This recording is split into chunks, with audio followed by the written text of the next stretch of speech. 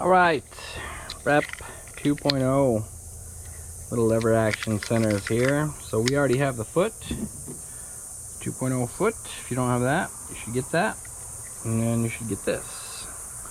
The concept being with this one is, you know, there's better tolerances because it clamps shut, so there's less noise, and strength because we're going from 2 screws. Once in a while they would come loose or whatever, something would happen, and if these holes were actually drilled too low in the spring, it may have moved it up too high, and then this spring would slowly ratchet and break this back piece off. So for a few folks, that was a problem, not the majority of everybody. So this is the solution for that. So when you get your Braapstik 2.0 center, get your foot too. This is what the spring looks like on the inside when you take it out of the other center. You no longer need this button, so push it and just remove it. Watch out, it's spring loaded. You don't want it to shoot you in the eyeball, so remove it, you know, carefully.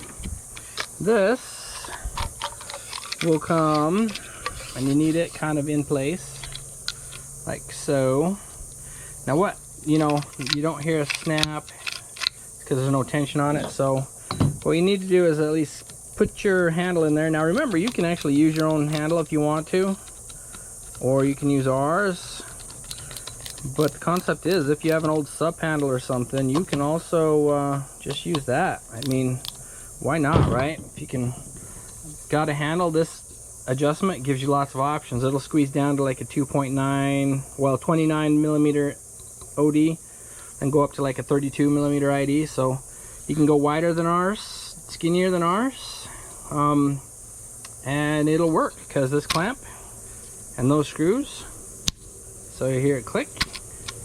I mean, this got some good tension. If this thing still spins on you, because what you do is you just go to a little bit of tightness. You don't want to go cranking it down too hard. You just want to find the happy place. And then if you're paddling and it moves at all, you know, tighten it. But you do an equal amount so it feels equal. I'm not cranking hard, I'm just trying to feel what it is, that they're both the same. And then I know when I loosen it, it'll slide, it'll hold.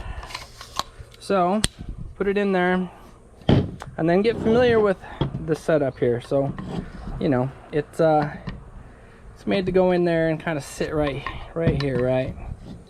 So when you set the paddle in, you want to see, you know, how it aligns up here and how it is down there. Be like, okay, where do I want it to sit? And technically the real main thing you care about is this alignment here, is that this handle lines up with the spring. So as it's gluing and drying, you need it to just be in line with your spring, and then it'll be nice and centered, so that when it's extended, you know, everything stays in line. It's not a big deal if it's not, but more centered the better. So just always kind of zero this out. You see how it's kind of resting here on the rubber foot? That's pretty handy, because as it's drying, I could just do that and just kind of hold it in place for about 5 minutes while it dries, because that's what I'm using, as a 5-minute epoxy. But just get real familiar with where you want this to sit. So this is all the way in, and you're like, okay, once I go full commit to epoxy this guy, this is what's gonna happen. This is what I'm gonna do. And maybe really hard to see. There is, on the inside here, down in here, a ledge. I built a ledge into this down here, so when you look in there, you'll see it. It's a ledge. That's the epoxy line. So as I fill this thing up with epoxy, that's my fill limit, which would, when the spring goes in, kind of let everything else fill up and kind of be about exactly as much epoxy as you need. So that's your fill line. Don't go any further. You might get a little extra epoxy. If you do, you know, you can have like Q-tips and just wipe it while it's drying, you know, keep things clean. But that's your line.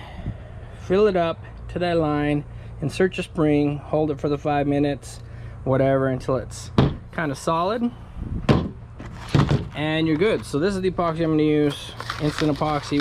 This is awesome because it mixes as it pours, basically. So as I'm going to squeeze it out, this handy little tip mixes the epoxy as it comes out, and so I'm ready to go. Let's set this up. Okay, so you can see how convenient it is to sit here and just squeeze it in until I hit that fill line. Okay, less is better than more, because what's nice is you can always come back and add a little bit in the corner there. So I just put it in kind of slow. You don't want it, like, epoxy is a little thicker than like water and stuff, so you can't really, like, you don't want it to like just gush out, let's say, as it tries to settle. I'm going to move this down just a little bit so that I have a little bit of room here and I can decide what I want to do. But this is where I start to hold it. So I'm like, that's my positioning. Don't go upside down or anything because it's still drying, and I can top this off a little bit. I can get some more epoxy and go full to the brim if I want to.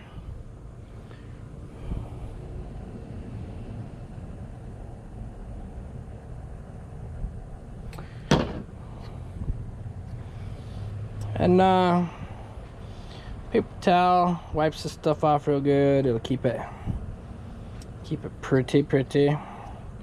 So, and then, like I say, your main thing is holding this straight while it dries and settles. Now, not super hard, but at your patience game, you're gonna hold it, make sure it's straight, wait for it to really kind of set up, and try not to make too many messes. So, you know, have some stuff around to help yourself stay ahead of the game, keep things clean. Acetone is a great way to, like, wipe off some residual epoxy, because you can keep it super clean in here and tidy and be happy with your results. But yeah, she's still got some room in there, so I might just do a little bit more, because whatever, because I can. Like I say, it settles. You see, it always fills up, then it settles in, and I'm not really adding a lot,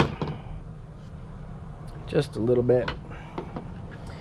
That epoxy, you know, almost use all that, but there's enough there for you to get your job done. That's about $4 for that epoxy. Again, I'm just holding it this way as much as anything, because holding it out, giving it a little bit of room, making sure it's in line, and we'll get there.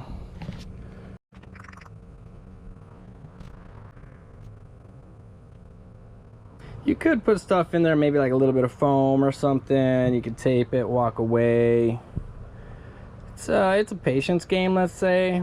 But, you know, maybe have some music jamming, and 2-3 songs down, you'll be set, ready to go.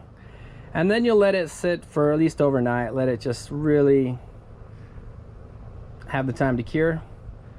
And you should be good to hit the roads with the new Braapstik 2.0. Solid, it's tidy, it's a lot more connected. I like everything about it so far. It's got some new handles coming too. They're going to be like a twist lock, so not only will this snap and be quiet, the twist lock will also keep the adjustable aluminum nice and quiet. That's a feature coming that, you know, it'll be a little while, but that's one I'm testing out right now. So as a one-man show, that's what you do. You get the updates as you can afford them.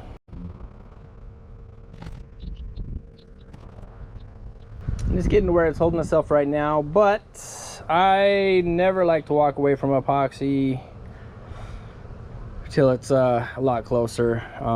It's a one-shot deal. Like, you can warm this stuff, heat it up, and then you can back it out. That just sucks, but you can totally do it. So you wouldn't be totally screwed, but nobody wants to use a heat gun, heat it up, try and back it out. Just be patient. Get it right the first time. So you can see it's starting to hold itself just fine on its own. I've got it almost perfectly centered. I'm eyeballing it, looking straight through it, making sure she's equal. She's got gaps. I'm happy. I'm happy. Having this foot a little forward like this actually is also good. So this foot, unless you've seen my other videos, when it wears out one side, you reverse it, use it again. Super handy, super tidy. The fact that it flexes, it keeps the stroke all the way through the push, so the slipping is very minimal, if ever, with this new foot. So I totally recommend it. You better pick one up if you're picking up a new 2.0 center, and then you'll have the tightest Braapstik out there. But yeah, super handy. You get 2 feet in one and lots of rubber to work with. But you notice everything's starting to hold itself just fine. I will plan on sticking this in a corner, letting it cure the rest of the night. But there you go, Braapstik 2.0 upgrade. Super simple. Pick one up. Enjoy. Braapstik. Big thanks from Zen Times 10 for watching. If you like that video, make sure you subscribe. We have future promos and contests coming up. Click that like button and drop us a comment on the way out.